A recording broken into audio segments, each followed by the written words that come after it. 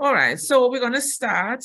We may not be able to do everyone, but if it is that persons are not able to share now, during the session, we'll get your feedback in relation to effective communication. So I'm going to ask at this time for some persons to share with us what you do, your name, what you do at work, and what is effective communication to you. All right, so we can start. Anyone can start. What is effective communication to you?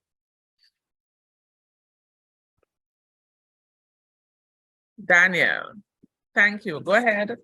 Hi, good afternoon. My name is Danielle Marshall. I work in the Internal Affairs Division.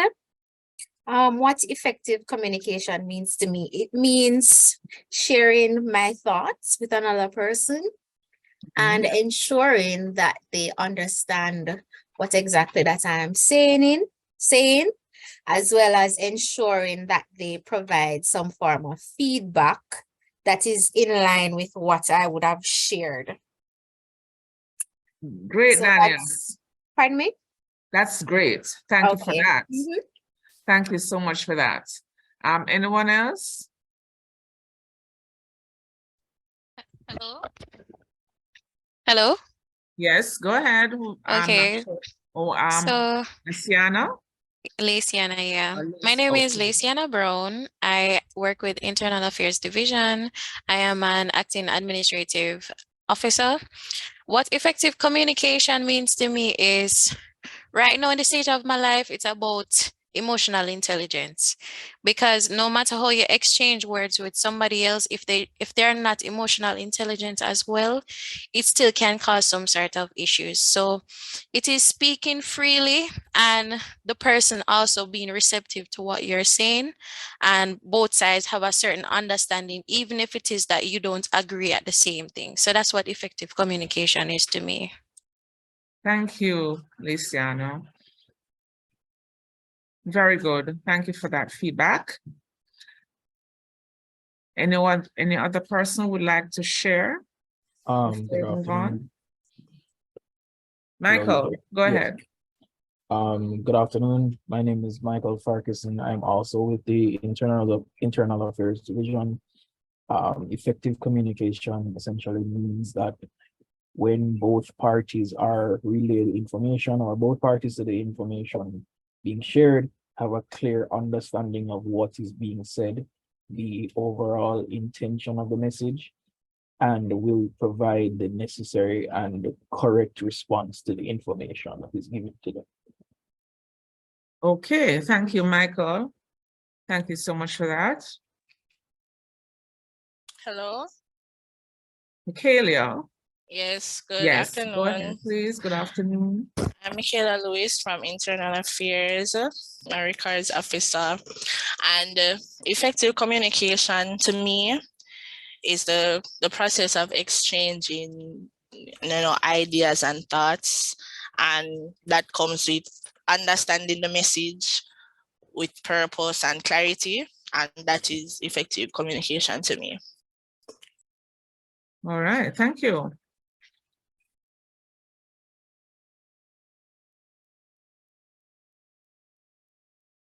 All right, we'll take one more.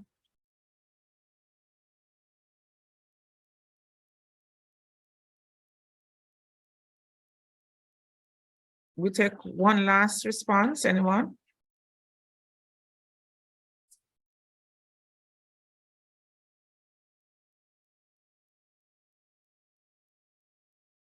All right, we'll move on because we have a short period. All right, thank you so much for your contribution. Of course, here we have some ground rules in relation to our session this afternoon, and we're expecting participation. Ask questions, as I said earlier, we listen to each other, part of effective communication, and we'll be honest and open with our views, all right? All right, so we have touched on the definition of effective communication based on the responses that were shared earlier. And so we're going to look at that, the formal definition.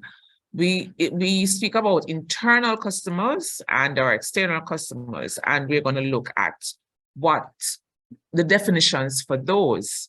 Now, as I said, we have touched on effective communication. We'll look at that later on. Who are your internal customers? Anyone? Co-workers. I'm sorry? Co-workers. Yes, People who work with- co-workers. Okay. Mhm. Okay, right. External customers. Who are our external customers? Stakeholders.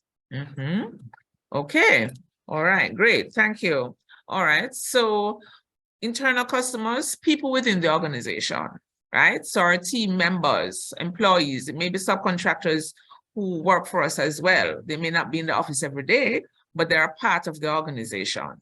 So that more or less covers who our internal customers are, right? In relation to external customers, these persons are external to the organization and they're the ones who pay for our goods and services, right? So it may be also our suppliers for whatever reason, depending on the relationship. So it's external is persons or associations or organizations who are outside of the company who would come into the organization to get our goods and services.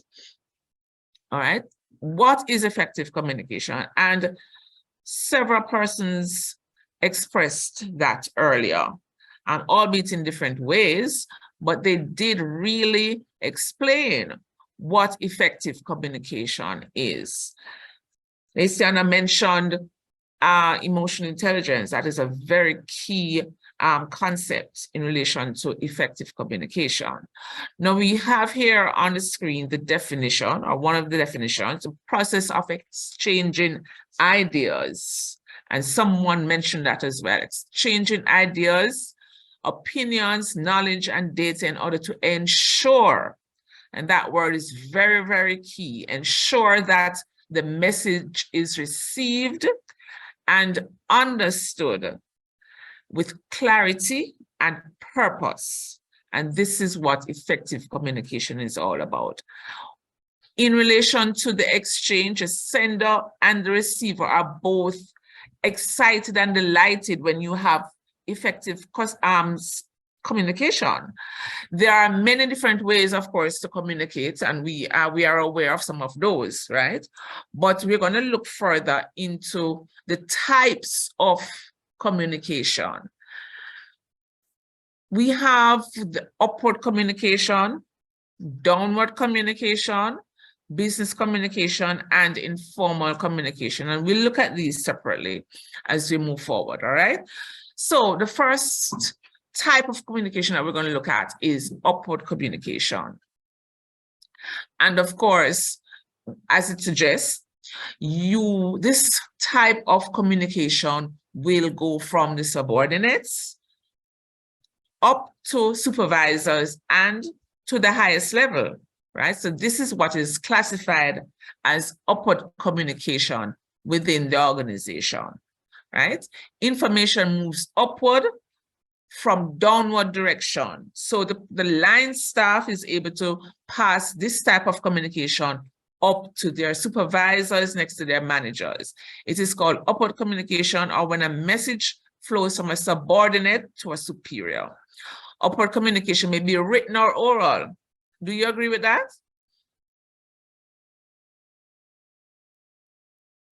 Upward communication may be written or oral. Yes, I agree. Agreed. How can you have, in what form can you communicate in relation to written communication and you're communicating upward? How can you do this? You can repeat that, please? Okay, so we're talking about upward communication. In the written format, how can you realize upward communication in a written format? A letter, email. Yes. And Some of course, persons you have, also saying memorandums. yes. So, and you have to be careful in relation to, you have to be very careful in relation to the language you use in these forms of communication, when, especially when you're communicating upwards, correct?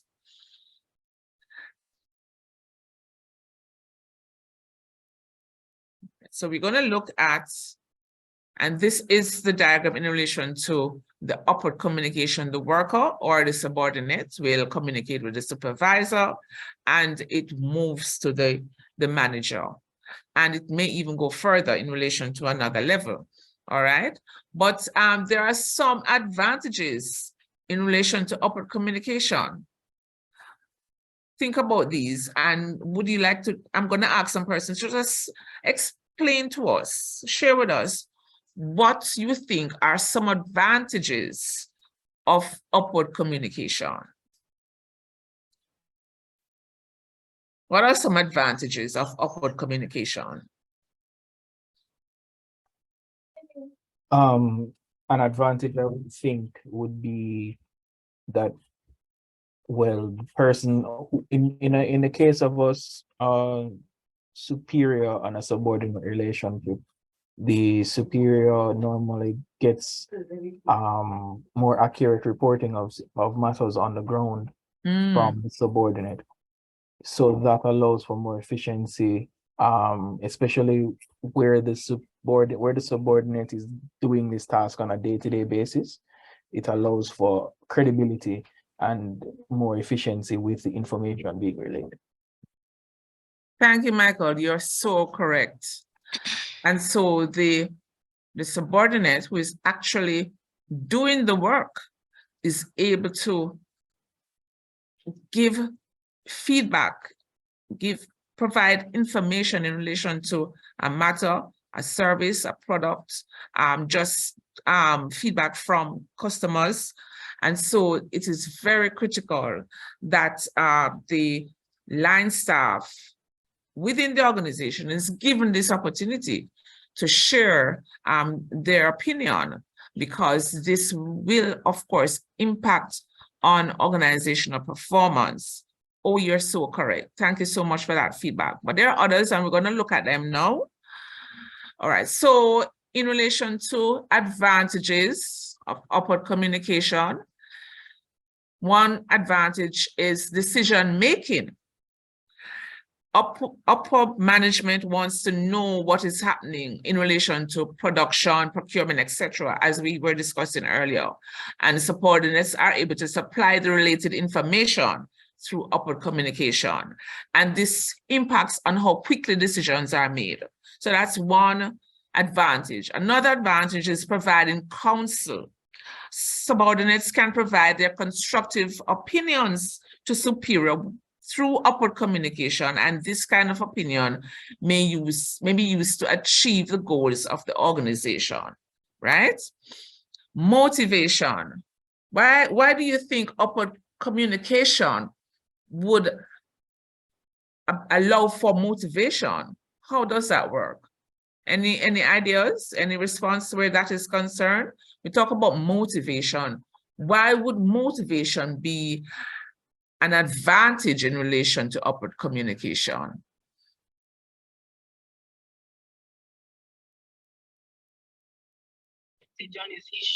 Nicole here. Doc.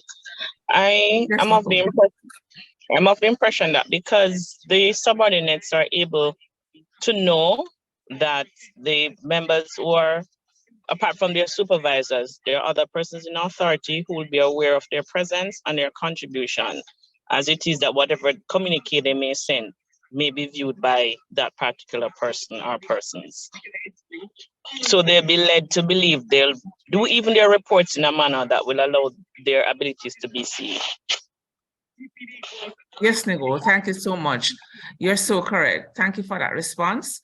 So persons in relation to their responsibilities, they're going to be communicating, and this is going to allow the staff to express their attitude or opinion to higher level staff. And so they're going to be influenced to work more towards the fulfillment of a target. So when it is that their responsibilities and their performance in relation to their responsibilities is known, it is going to motivate them to work even harder. All right, so that is how that works. Thank you so much, Nicole.